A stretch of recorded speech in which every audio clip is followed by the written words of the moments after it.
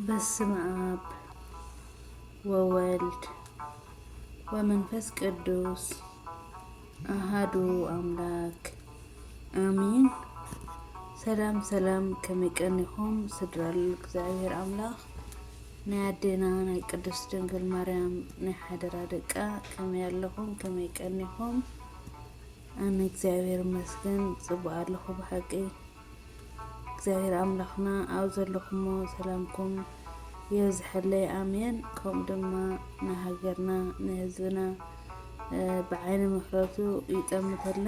ካብዚ መፂና ዘሎ ናይ መሬት ምንቅጥቃጥ እውን እግዚአብሔር አምላኽ ብምሕረቱ ክንበዝሕ በደልና ዘይኮነስ ከም ምሕረቱ ንኽምሕረልና ኩላትና ክንምህለል ክንጽሊ ክነሳይ ዘለና እሞ በብዘለናዮ ጸሎት ንግበር። እሺ ለማዓንቲ እውን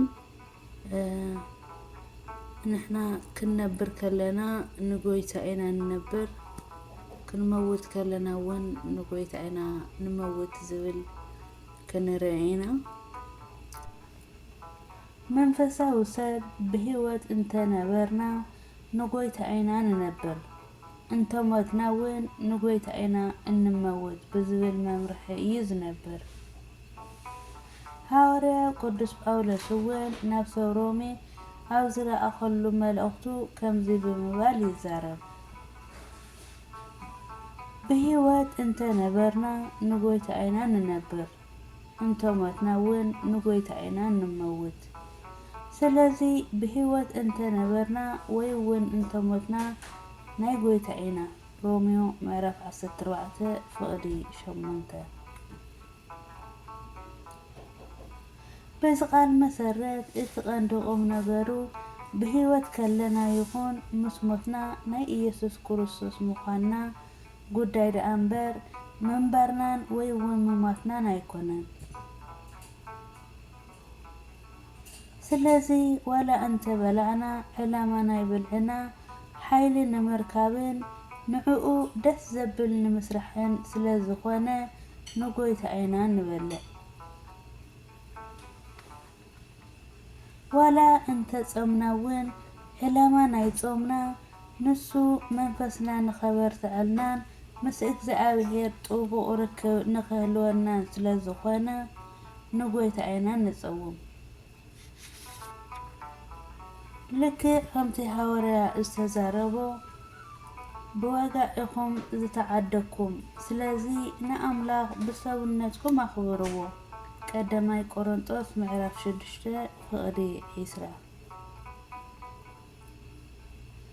ክንዛረብ ከለና እውን ንጎይታ ኢና ንዛረብ። ስቕ ክንብል ከለና እውን ንጎይታ ኢና ስቕ ንብል። ኣብ እንዛረበሉ ጊዜ ድማ ስለ ሓቂ፣ ስለ እምነትን ስለ መንግስቱን ብምምስካር ንዛረብ። ትእዛዛቱ ከዓ ንህዝቢ ንኣውጅ፣ ንኻልኦት እውን ነጽናዕነ። መጽሓፍ ቅዱስ ከምዚ ይብል፣ ዘረባ ጻዲቕ ህይወት የፈልፍል፣ እኩይ ሰብ ግና ነቲ ዓመፅ ብጽቡቕ ቃላት ይኸውሎ። መጽሓፈ ምሳሌ ምዕራፍ 10 ፍቕዲ 11። ልክዕ በዚ መሰረት መጽሓፍ ቅዱስ ቃል ድማ ንጎይታ ኢና ስቕ ንብል። ብዙሕ ዝዛረብ ኣብ ኣበሳ ከይወደቐ ኣይተርፍን፣ ለባም ግና ስቕ ይብል።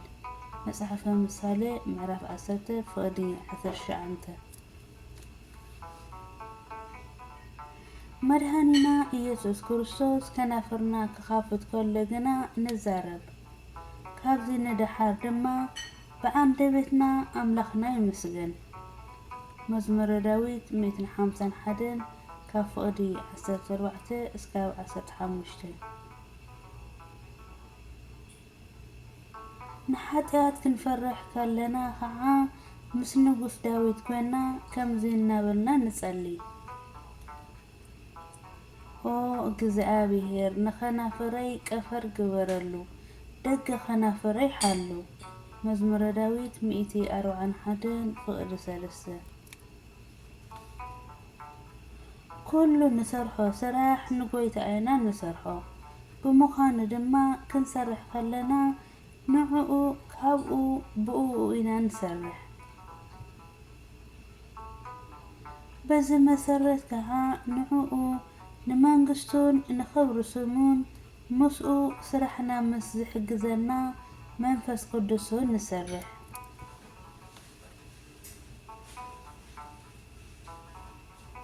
ስለዚ ምስኡ ንሰርሖ ስራሕ ብመምርሒኡ ብሓይሉን ብረድኤቱን ንሰርሖ። ስለዝኾነ ድማ ንሱ ኣብ ዘይብሉ ንዓና ዝኾነ ዓይነት ስራሕ ኣይኾነልናን ማለት እዩ። ብጠቕላላ ኃጢአት ዕላማ ብመንገዲ ኃጢአት ጥራይ እናተጓዓዙ ንርእሶም ጥራይ ዝነብሩ ሰባት ኣለዉ። ሓደ ጊዜ ኩሉ ሰብ ገዛ ክሰርሕን ንርእሱ ክሕጉስን ይደሊ እዩ።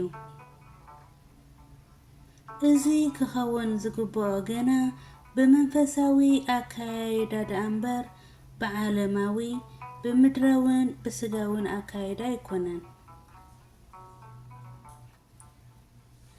ዓለማዊ ሰብ ገና ነዚ ንኸገብር ንኻልኦት ክጎድእን ከጥፍእን ይኽእል እዩ። ብጣዕሚ ዝገርመኒ ግና ንሱ ርእሰይ የዳላድል ኣለኹ እናበለ ንርእሱ ከጥፍእ ከሎ እዩ። መድኃኒና ኢየሱስ ክርስቶስ ነዚ ኣመልኪቱ ከምዚ ይብል፣ ንህይወቱ ዝረኽባ ከጥፍኣ እዩ፣ ንህይወቱ ምእንታይ ዘጥፍኣ ከዓ ክረኽባ እዩ። ማቴዎስ ምዕራፍ 10:39 ኣምላኽና ካብዚ ብተወሳኺ እውን ርእስኻ ስለ ምኽሓድ ምሂሩ እዩ። ማቴዎስ ምዕራፍ 16:24 ነቲ ሓሻ ሃብታም እውን ጽቡቕ ብዝበሎም ነገራት ንርእሱ ክሕጉስ ከሎ እዩ ሽግር ኣጋጢምዎ። ሉቃስ ወንጌል ኩሉ መዓልቲ ከዓ እናጋየፀ ዝሕጐስ ሃብታም ሰብኣይ ነበረ ተባሂሉ ዝተነገረሉ ሃብታም እውን ነዚ ተመሳሳሊ እዩ። ሉቃስ 16:19 ቅዱስ ሰሎሞን እውን ኣብ ዓለም ንዘለ ሓጐስ ድሕሪ ምፍታሹ እዚ ኩሉ ኮንተን ድሕሪ ንፋስን ምግያይ ምዃኑ ብምስትውዓል ተዛሪቡ እዩ። ስለዚ ንርእሱ ጥራይ ዝነብር ሰብ ኃጢአተኛ ሰብ እዩ። ንርእሱ ጥራይ ዝነብር ሰብ ኣይነበረን ዝበሃል ኣባሃህላ መዓረ ክንደይ ኣደናቂ እዩ። ኣብ ናብራና ዘድልየና ነገራት ቀደም ተኸተል ክንዝርዝር ከለና መንነትና ኣብ መወዳእታ ክቕመጥ ኣለዎ። ስለዝኾነ ድማ ኣብ መዝገብና ብቐደም ተኸተል ክቕመጥ ዝግብኦ ቀድሙ እግዚኣብሔር ብድሕሪኡ ካልኦት ሰባት ኣብ መወዳእታ ድማ ንሕና ንቕመጥ ማለት እዩ። ምንጽጻር እንተደኣ ሃልዩ ግና ነዚ ቀደም ተኸተል ትኽክል ኣይመጽእን። ኩሉ ምስትግዝኣሉ ግና ኣምላኽ ኩሉን ኣብ ኩሉ ምእንቲ ክኸውን ውሉድ ንገዛእ ርእሱ ነቲ ኩሉ ዝግዝኣሉ ክግዝኣሉ እዩ።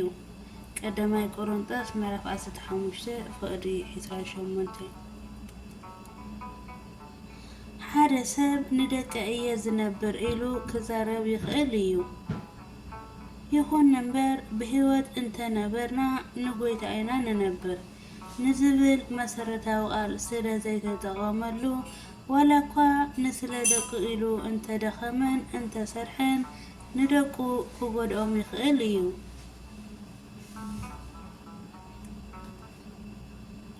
ሓደ ሰብ ንደቁ ምክብኻብ ዝተቐደሰ ስራሕ እዩ። ይኹን እምበር ኣብ ደቁ ጥራይ ዘተኩር እንተደኣ ኮይኑ ንእግዚአብሔርን ንኻልኦትን ከቕርቦ ዝግብኦ ነገርን ክሕግዞ ዝኽእል ነገራትን ስለ ዝርስዕ ትኽክል ኣይኮነን። ስለ ዝኾነ ከዓ ካብ ገንዘቡ እግዚአብሔር ኣስራት ከም ዝደልን ድኻታት ካብኡ ከም ዝጽበዩን ይርስዕ። ጥበበኛ ሰሎሞን ከምዚ ይብል፣ ነቲ ብድሕረይ ዝመጽእ ሰብ ክሓድገሉ እየ እሞ እቲ ኣብ ዓለም ዝዓየኽዎ ኩሉ ዕየይ ጸላእኽዎ። እዚ ሰብ እዚ ለባም ክኸውን ወይ እውን ዓሻ ዝፈልጦ የብለይን። ምስ እዚ ግና ነቲ ኣነ ኣብ ዓለም ኮይነ ዝፀዓር ኩሉ ዕየየ ንሱ እዩ ዝወርሶ። እዚ እውን ኮንቲ እዩ። መክብብ ምዕራፍ 2 ፍቕዲ 18-19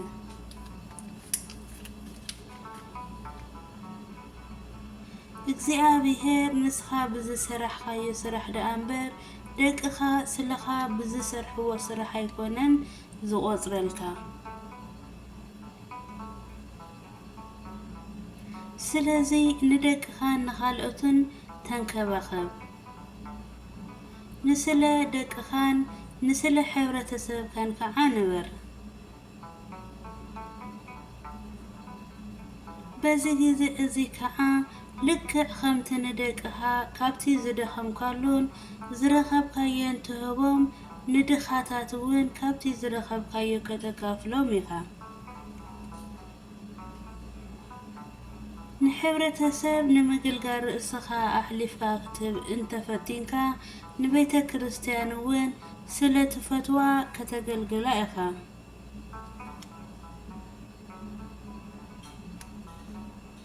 ነገር ግን ናይ ሓጢያት ፍቕሪ ክህልወካ ኣይግባእን። ምክንያቱ ካብ እግዚአብሔር ወፃኢ ንጹህ ፍቕሪ ክህልወካ ኣይኽእልን እዩ። መድሓኒና ኢየሱስ ክርስቶስ ነዚ ኣመልኪቱ ክዛረብ ካባይ ንወዱ ወይ ንጓሉ ኣብሊፁ ዘፍቅር እውን ንዓይ ኣይበቅዕን እዩ። ማቴዎስ 10:37 ካብዚ ብተወሳኺ እውን ክህልወና ዝግብኦ ፍቕርን ልብን ሙሉእ ብሙሉእ ንእግዚአብሔር ክኸውን ኣለዎ። ናይ ሰባትን ናይ ደቅኻን ፍቕሪ ከዓ ብፍቕሪ እግዚአብሔር እዩ ዝመጽእ። ንደቅኻ ኣብ ዘለካ ፍቕሪ መጀመርያ ደረጃ ክመጽእ ዝግብኦ ደቅኻ ንእግዚአብሔር ንኽፈልጥዎን ንኸፍቅርዎን ትገብሮ ጻዕሪ ክኸውን ኣለዎ። በዚ ግዜ እዚ ከዓ ጎይታ ንዝተዛረቦ ቃል ክትደግሞ ትኽእል ኢኻ። ኦ ኣቦይ ነቶም ካብ ዓለም ዝሃብካኒ ሰባት ስምካ ገለጽኩሎም። ናትካ ነበሩ ንዓይ ሃብካኒ ቃልካ እውን ሓለዉ። ዮሃንስ ምዕራፍ 17:5-6 ኣሜን ኣሜን ኣሜን። ስለ ቃሉ ናይ ቃሉ በዓል ቤት ልዑል እግዚአብሔር ኣምላኽና ስሙ ዝኸበረን ዝተመስገነን ይኹን። ኣሜን። ኣብ ዘውደቕዎ ዘንጠቕዎ ቃል እግዚአብሔር ብኣፈ ትጉሃን መላእክቲ ተኣረመለይ።